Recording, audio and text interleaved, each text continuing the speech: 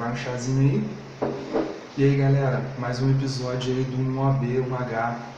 Episódio de hoje, indicação do André Bayer do Paraná, que pediu pra gente a relação entre o chá e a independência de um país. E é o que a gente vai fazer hoje, explicando a independência dos Estados Unidos. Bom, para a gente entender a independência dos Estados Unidos, a gente tem que voltar no século XVII e lembrar que os habitantes ingleses da Europa fugiram do continente e vieram para a América do Norte. Eles vieram por conta de crises econômicas e de perseguições religiosas.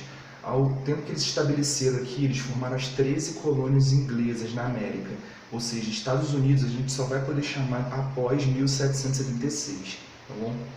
Bom, à medida que eles foram morando aqui, eles estabeleceram um sentimento nacionalista, uma identidade com o local e se viram muito diferentes dos habitantes da Grã-Bretanha, os habitantes da Europa.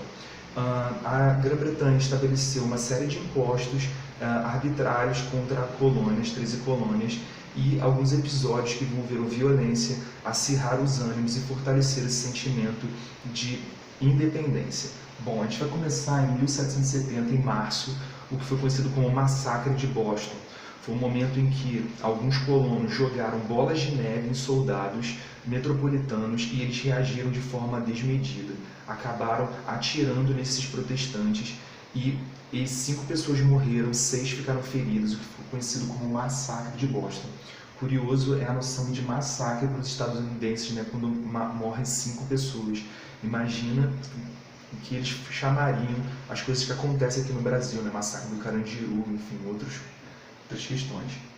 Em 1773, a Grã-Bretanha estabeleceu a Lei do Chá, em que aumentava o imposto sobre esse produto e conferia o monopólio da comercialização de chá para a Companhia Britânica das Índias Orientais. O que isso significava? Que o chá ia aumentar o seu preço, ou seja, não ia ter muita concorrência, não ia ter nenhuma concorrência e a Grã-Bretanha ia se estabelecer como a grande vendedora de chá para aquela região. Isso gerou protestos porque era uma bebida muito consumida por eles serem, né, vieram da Grã-Bretanha, serem descendentes de britânicos e eles tentaram substituir por café e chocolate, mas o gosto popular era mesmo por chá. Isso gerou uma série de revoltas. 7 meses depois aconteceu a Boston Tea Party, a festa do chá em Boston, em que 150 colonos invadiram o porto de Boston e lá encontraram 3 navios com 340 caixas de chá. E o que eles fizeram? Eles entraram nos barcos vestidos de indígenas e jogaram o carregamento de chá no mar. Depoimentos da época afirmavam que o mar do porto de Boston parecia um bule de chá de tanto produto que existia naquele local. Bom, a coroa britânica, não preciso nem falar, que ficou muito furiosa e ela estabeleceu em junho de 1774 as leis intoleráveis. Então foram leis que massacraram os colonos que estavam naquele local.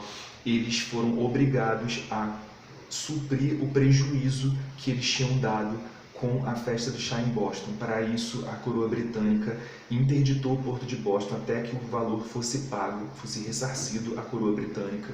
Eles ocuparam Massachusetts, que era o estado onde ficava Boston, e aumentaram o contingente de soldados naquela região e restringiram o direito de reuniões. Por conta dessas leis intoleráveis, os colonos ficaram indignados e se reuniram no primeiro Congresso da Filadélfia em setembro de 1774. Nesse congresso, ele tinha um caráter apenas reivindicatório, não tinha um caráter separatista. Eles apenas pediram para o rei Jorge III anular as leis intoleráveis. O rei Jorge III nem respondeu e ainda aumentou o contingente de soldados nas 13 colônias inglesas. Isso enfureceu, gerou um ultimato dos colonos, que em 4 de julho de 76 fizeram o segundo Congresso da Filadélfia, esse sim com caráter separatista. Thomas Jefferson redigiu a Declaração de Independência se separando da Inglaterra. A Inglaterra não reconheceu a independência e eles travaram uma guerra até 1783, quando foi declarada a independência de fato dos Estados Unidos. Os Estados Unidos venceu a guerra e a Grã-Bretanha finalmente reconheceu a independência dos Estados Unidos.